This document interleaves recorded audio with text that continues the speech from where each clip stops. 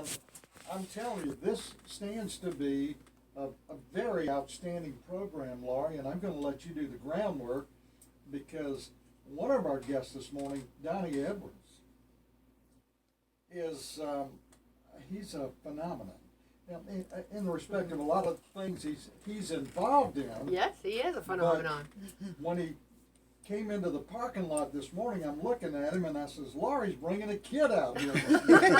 I mean, this guy looks like that he walked off a high school football field. He does. What is with this? It's passion. It's called passion. Passion that makes us look young and hey, vibrant. I want some of that stuff. There you go. There you go. Tell us about Donny. Well, you said that we might have some weather happenings, you know, and I was just going to say to you, Randy, that we brought the thunder today. Yeah. Yes. And the thunder is named Donny Edwards, and I had a wonderful chance to meet him with the program that I'm involved in that our listeners are so patient to hear me talk about McKeever's First Ride every chance I get. But he has a wonderful story and a wonderful outreach, and he's here today with T, who is a big part of that outreach. And what's exciting is that I'm going to get to hear a lot of the story for the first time. So I'm just as eager as you are to find out, what his background is and what his vision is and what his passion is, because as you could see, it is contagious. Yes, it is that. It is. Donny, before you say anything, let me say that this guy is a man for all seasons. I mean, I've known him for 15 minutes and I found out that he's a recruiter for the United States Army. He's got a son that he just pinned with aviation wings. He volunteers for everything. And he's still under contract to our Uncle Sam. And Donny, we welcome you to the studios here in Rome. And I know you came to us from Alpharetta, Georgia. Tell us, now you got to remember, this is only an hour program. Yes, sir. But tell us about you. And I'm not sure that we can fit it all in an hour. Tell us about Donny Edwards. Let's see. First, I'd like to say good morning to everyone, the listeners, and thank you to Dr. Johnson, and thanks to you, Randy, and T's with me. I don't know what to say. I'm just a regular guy. I definitely enjoy being a father. That's one of my biggest things. My children, they're definitely my inspiration. So I just like being a dad. That's one of the things I enjoy. And yes, I am a soldier. I'm a recruiter for the United States Army. Don't hold it against me. We're not gonna hold it against you. I've been serving for about 12 years now. 12 years of service. Yeah. So this year, actually, my contract is up this year, and basically I decided to do other things. So the nonprofit is something I want to do full time. I enjoy volunteering, and that's something I want to do. I'm originally from Brooklyn, New York. I'm the middle child. So I have an older sister and a younger brother, and then there's me, and that's about it. I mean, I don't know what else to say about it. Did you get involved in nonprofits through your military service? No. Basically, I can't forget my Feeding the Homeless Project family, but it all started with a supervisor of mine, Sergeant First Class James Long. I was stationed in Atlanta during this time, and I worked in the downtown location. And he came to me, he said he wanted us to do something as a team. And I've always been passionate about volunteering, so somehow I found the founder, Hugh Pafford, and him and I sat down and had breakfast, and we had a meeting. And I just basically told him who we were. We were some recruiters, and we were soldiers, and we wanted to give back. And he told us about his organization. And next thing you know, we were just out there volunteering, and it was great. We went to various locations to basically put some meals, together, and it was great. And next thing you know, little by little, of course, we're soldiers. It comes with the job. We move. So different parts of my team were moving. They were moving to different assignments, but I still remained there. My first assignment here was for about 4.5 years. So during this time, I continued to volunteer with Feeding the Homeless Project and continue to know more about what they wanted to do and just do more.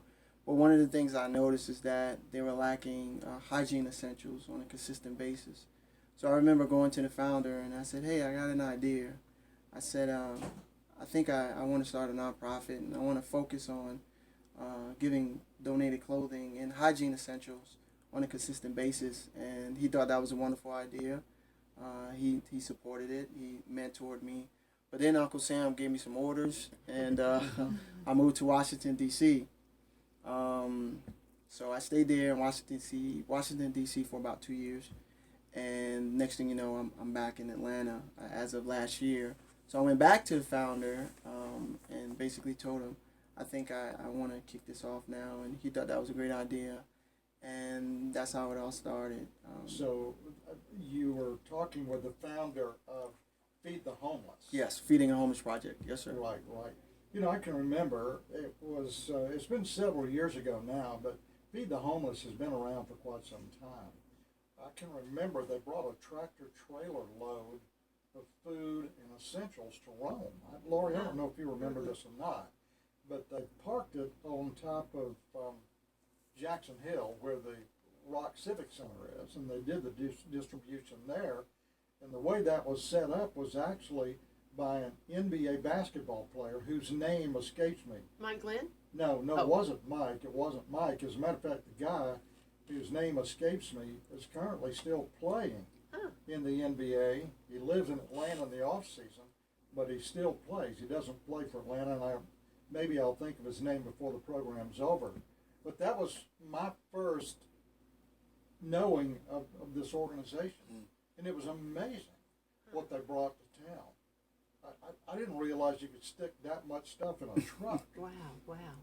But so your organization though is different. Yes. You're spinning off from that Yes. and going in somewhat of a different direction. So yours is not Feed the Hungry, but yours is Hunger Has No Religion. Yes, sir. So how are they different? Basically, they're different simply because our main focus, or one of our main focus, is to continue to give the hygiene essentials to the community. Things like, soap, deodorant, shaving cream, different things like that they need on a consistent basis. And also clothing. We also adjust to the weather as well, because there's nothing wrong with donating your clothing to other organizations. I'm not going to say the name because I don't know if I can, so I won't say it, but they sell these items. So just knowing that you're giving these clothing items to us and we're giving them to those in need and not selling them, I think that's a good thing. So that was my main focus, and that's how we're different. We don't handle per se the feedings. We don't do that. Although you hear that and you hear Hunger Has No Religion and you think, oh, they feed people. Well, we don't.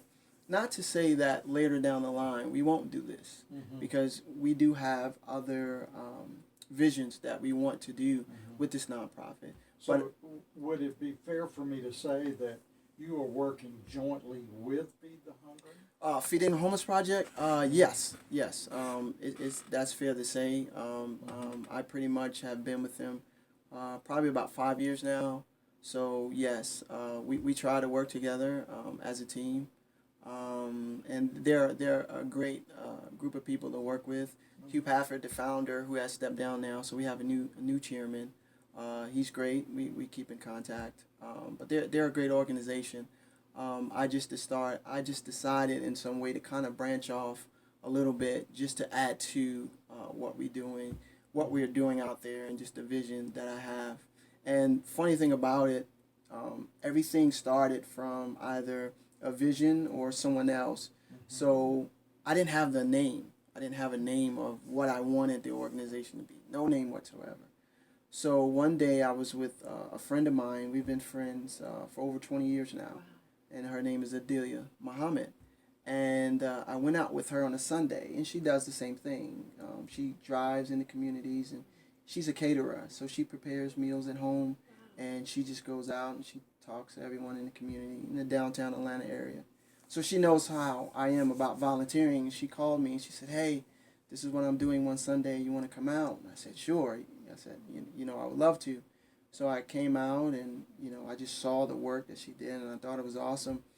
And afterwards, it was all over. She wanted me to speak to the group, and they're all Muslims, and I just basically thanked them for allowing me to come out there and to serve with them. And I said, in my opinion, I said, hunger has no religion, so I enjoy what you guys are doing. And that was it. That's all I said. And then maybe 30 minutes later, one of the young ladies that I was serving with were Facebook friends. And we all know social media is a big thing. And there was a collage, and she basically put on the top in bold letters, hunger has no religion. I was like, hey, I said that. Love it. Yeah, You know? so it just stopped. Yeah, so it just stuck. But, I felt flattered by that. So, I commented and I told her, I said, hey, I like that. And then she quoted me on it after I commented, which she didn't need to do, but I like that. So when I saw that, I said, you know what? I said, there it is. I just had a great feeling about it. Mm-hmm. So I just, I took the name, I trademarked it, and I just went from there. Wow. Yeah, as a matter of fact, I'm looking at your logo right now, and it's a pretty doggone intriguing logo. Oh, it's wonderful. I love the logo. Thank you. All right, now, how I've got the right to interview you today is because of the lady sitting over here on my right. Dr. Johnson. And that is Laurie Johnson. Laurie called me one day and she says, I want you to meet this dynamic young guy. Blah, blah, blah, blah, blah, blah, blah, blah. And Laurie gets animated. You know what I'm saying? Donny, have you noticed that she gets animated? Yeah, she gets excited. I mean, she really gets animated. And I said, She gets hey, excited. I can't wait to meet you. And so here you are today, but there must have been something magical in the way that first meeting between the two of you Yes, indeed. went, Yes. because you seem to be flabbergasted by what this guy does. Yes. Laurie, why don't you tell me about that? Well, I would be glad to. And it's funny, you were just asking Donny about his connection with Feeding the Yeah. Homeless Project. And it was neat getting to meet them originally, because through them I kind of met Donny. And one of the things that I learned from them, which Donny wouldn't tell you, of course, is that they have the Donny Edwards Spirit Award. Mm-hmm. And it's like, that's the kind of dynamism that he has and he brings to everything. And I'm real eager to ask you in a second, Donny, where that comes from. But that's going to be the good part. Let me just get through the business part first. The business part is essentially that in working with McKeever's First Ride. Now, tell us what that is. Okay, McKeever's First Ride was a vision that Deanie McKeever and I had in 2009. She had seen a 2-minute feature on Good Morning America that was showing how the caisson horses at Arlington Cemetery, who beautifully, honorably bring the fallen soldier to rest, were being double dutied as therapy horses. Mm-hmm. And so fellas and girls were coming back through to Walter Reed with massive injuries, oftentimes multiple amputations, and they were getting to do recuperation through the benefit of contact with horses and through riding horses, because the horse's gait mimics the human more than anything else. And so where the body needs to reboot, how do I move my core, how do I move my body to walk now that I don't have an arm or 2 legs or 1 leg or whatever. So when we saw that, it was like, okay, this has to get out there. We have to find ways to get this out there. So, we worked briefly with the national, with the DOD and everything, and then took it privately to be a opportunity to introduce that horses don't have to be scary. Horses can be wonderful friendship, companionship, as well as benefit us physically and cognitively. So along the way, when we learned that we could engage military and veterans in participating at McKeever's, because we were concerned at first, okay, if they've had concussive blasts, do they need to be on a horse? Is that going to be safe? If they have PTSD issues, can we provide them what they deserve for that day? And when we did enough research to realize, heck yeah, then it was like, okay, then how do we get military and veterans here to know that we honor them and appreciate them, and that they can engage with their families, because we wanted to give them that as well. So trying a lot of venues, it's not real easy to get to military for not military, at least that was our experience. We thought, heck, Wounded Warrior Project. So we went down to Atlanta and met with the Wounded Warrior Project, said, we're not looking for money, we're not looking for aid or help or anything, we just want you to tell your people that we exist. So they said, well, fantastic. And then they said, well, do you feed them? And we said, no, we don't feed them. And they said, well, feed them. And so Wounded Warrior set up to where we could provide a meal. And the choice was either to cater or to grill. And so they said, well, we've got some folks that will possibly come grill. Let's talk to them. So that was our connection with Feeding the Homeless Project, okay? Mm-hmm. And then Donny came in on that. And I wasn't sure exactly how Donny came in on that, other than they told me there's a guy that does a outreach project with hygiene products for the homeless. Mm-hmm. And so this is my segue, Donny. Yes. Dun to dun. Animation. Yes. When I learned that he collects hygiene products to provide with our homeless brothers and sisters, it was like, okay, well, this is going to be a great project to add to my Team McKeever's group that my daughter Mamie is chair of, because we were on our second year of doing military care packages, and that was a certain, we were going to do military care packages, primarily because one of the moments that happened the first year we did it at McKeever's First Ride, our special guest of honor, Dale Beatty, who is Army, he was a National Guard and lost both legs in an IED attack, and has made an extraordinary comeback as an amputee. And McKeever's serves amputees and orthotics and prosthetic users. So here we had, Dale, and he is a man of charisma, just like Donny. And he came swaggering over to our table where the kids were assembling military care packages, and takes a look at our table of goods and goes, "So what do you got for them?" So of course I'm like sweating it, and the kids are like, their jaws are dropping, and I'm thinking, please God, let us have the right things. Well, he picks up the pack of toiletry wipes, the moisture wipes for your face and things like that, and he goes, "Oh, showers." And we all kind of looked at him like, "What?" And he goes, "Yeah, those were our showers for weeks." And my jaw dropped, and those teenagers' jaws dropped, and they realized with me just a smidge of what our military does on our behalf. And so when I learned that Donny was doing the collection for hygiene products, then it was like, okay, well, we're going to get on that too, because we need to be sensitized to what our brothers and sisters out there need. And so, again, here comes the segue.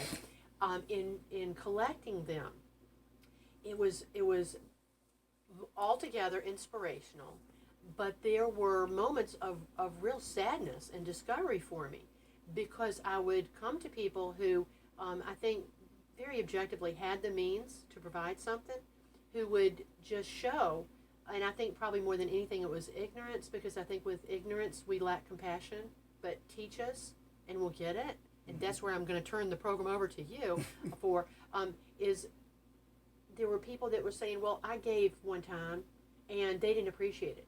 And I gave one time and I didn't see the earth move. And other people that kind of did the starfish. I threw a starfish in the ocean and it didn't matter. How do you do a drop in the bucket?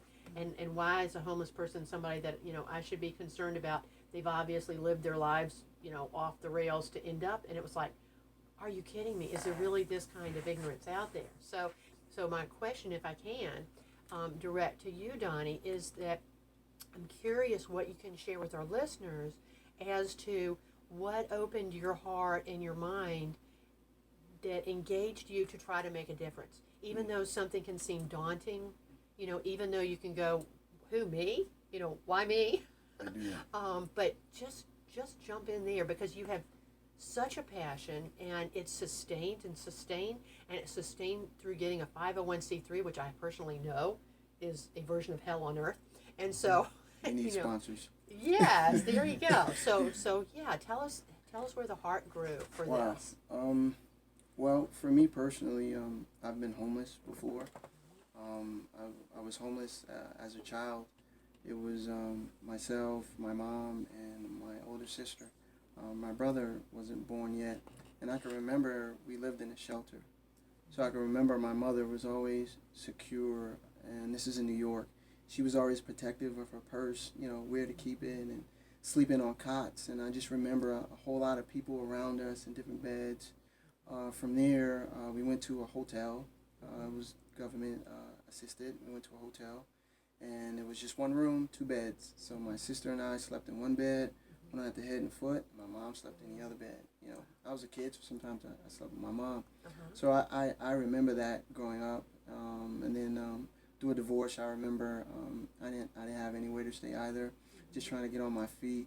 And I call him my brother. His name's Tony Finney. I remember he allowed me to sleep on his floor in his living room. And I barely knew the guy, you know. Wow. He just cut my hair. I barely knew him. So he gave me a key, and, you know, he let me stay there.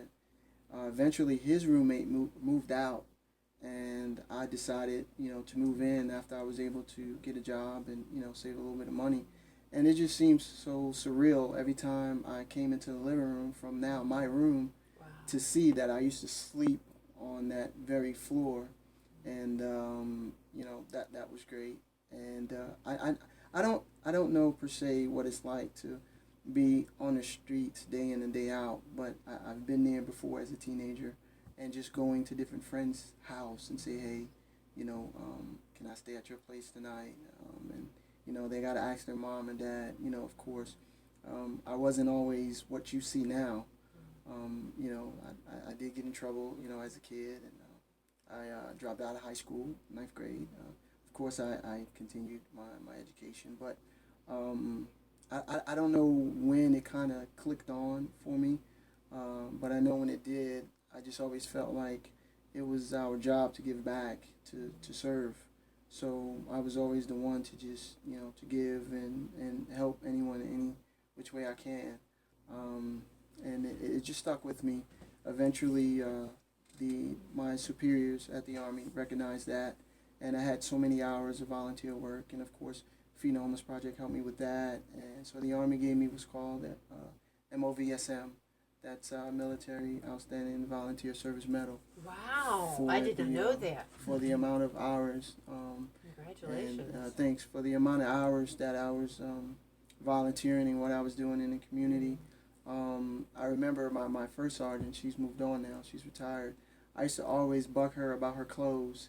And one day she just got fed, and next thing you know, she called me up and she had 2 big bags of clothes for me to donate. And that's how it started. I just started asking coworkers, you know, hey, clean out your closet, you know, can you give them to me? And started getting coworkers involved to come out and volunteer, and it just went from there. But for me, it's personal. I just feel like that's what we're supposed to do. You're supposed to give back. You know, you're supposed to serve some way, somehow, and it's not always monetary, because you can give your time. You know, you can give your money. You can give your words. You know, you can pray for people, you can hug people, smile. It's not always monetary. There's different things you can give. You know, for me, it was always my time. You know, I'm really curious. How old were you when you got in trouble? Wow. I was young. I was maybe 15. What happened? I grew up without my dad. I'm not ashamed to say that. I guess that's why I'm probably a father the way I am now. So it was just my mom, single mom, growing up, and normal teenager. You know, didn't want to listen. Sometimes hard-headed. Luckily, you know, God still watched over me. You know, didn't do any drugs, no arrests, anything, no trouble with the law. You know, just a kid, didn't obey curfew. You know, things like that, running away from home, and you know, I gave my mom a hard time. So you know, she said, okay. So you're going to go to a group home. So that's where I ended up, you know, you know, in a group home. And eventually, you know, my sister, my older sister, you know, my only sister, she wanted custody of me, and that's what she did. So I was with her when I was 17. And then from there, I turned 18, and you know, that was it. So you were just a typical teenager. Yeah, just a typical teenager. With Yes, sir. Not a sense of direction. I would say that. Now, what turned that around? Just the right people, I guess, that were around me growing up. Just me latching on to the right mentors. Just realizing that, okay, eventually, you know, I have to get things in order. And I became a young dad, you know, at the age of 19. So I had my first daughter, Donny. She's named after me. She's in Vegas right now. And that was it. So it's like when I saw this child, I was like, wow, you know, it's a big responsibility. And I kind of remember just growing up without a dad. And I remember I looked at her and I made a promise that she wouldn't have to go through what I've been through. she's going to be able to look at me, to call me, to hug me, and just say, hey, you know, that's my dad. And that's one thing I always said I would never do is abandon my children. So, you know, that's why I say I enjoy being a father. It's the greatest experience. And my son being in the Army now is kind of carrying on the legacy, carrying on the torch. He's in aviation, so I had an opportunity last month to pin on his aviation wings. And I remember when I was sitting down and they said my name, I couldn't believe it. You know, they said Dante Edwards, and this is where he's from, and you know, he's standing there at attention on the stage, and I'm just looking like, that's my boy, you know, that's my son. And you know, they said my name, so our first class Edwards is gonna pin on his wings, and I just lost it. I was in tears. I just lost it, so I had to get it together, and I go there, and you know, I have to put on his wings, and he's looking at me, he's like, Dad, you okay? And I'm like, yeah, you know, I'm fine. I'm just trying to center it correctly. You know, he's in his dress blues, and I just hugged him and told him I was proud of him, and it was so surreal to see that. You know, that's my son, and we share the same uniform, and we kind of set the same oath. So that was great. That was a great experience for me. That's awesome. And he's in Germany right now, so I know. That was fast. Yeah, he's in Germany. He's 18. He's in Germany, and so far he's enjoying it, and it's just great. It's great to see your kids doing well. So soon your contract with the U.S. Army will be up. Yes, sir. And you'll be going full time in your, for lack of a better term, your mission. Yes, sir. Your mission. Yes, sir. And I like segue, so I'm going to segue because I can't do it alone. So I have a great board of directors, and I have a overworked and underpaid administrative assistant, and assistant that's T. Hodges. So I'm going to move it over to her so she can share. But my thing was you can't do it alone. Mm-hmm. And one of the things my aunt told me, one of my favorite aunts, she's actually the youngest. I remember I used to get so frustrated at times with things, and she told me, she said, whenever you're out there volunteering, she said, you have to understand everyone doesn't have your passion. Because I used to get so many people when they would say I would come out, and we volunteer from 6:30 in the morning to 8:30 on a Saturday. So I used to get really frustrated and upset when people say they would come out and volunteer and they didn't show up, or they said they couldn't make it because it was so early. But for me, I just got up. I just felt like I had to be there. You know what it's called? It's called the 20-80 rule. That 20% of the people do 80% of the work. Okay. Now, you said that you got T with you. Right. And she's sitting over to your right, Yes, T. sir. Hodges. T, how did you get involved in this mission? Well, funny thing is, Donny wears many hats. He's also a vacation planner. And so he was planning my vacation. I met him through a mutual friend over the phone. And after my vacation, somehow, some way, we kept in contact, and I was referring people to him, and then I learned more and more about his story, how he's been in the military for 12 years, how he's been volunteering, and I'm passionate about volunteering. I volunteer actually at older communities and in therapy homes. I'm actually pursuing my occupational therapy master's degree at Brunel right now. So I linked onto that, and I said, you know what, maybe I'll come out and volunteer with you and stuff.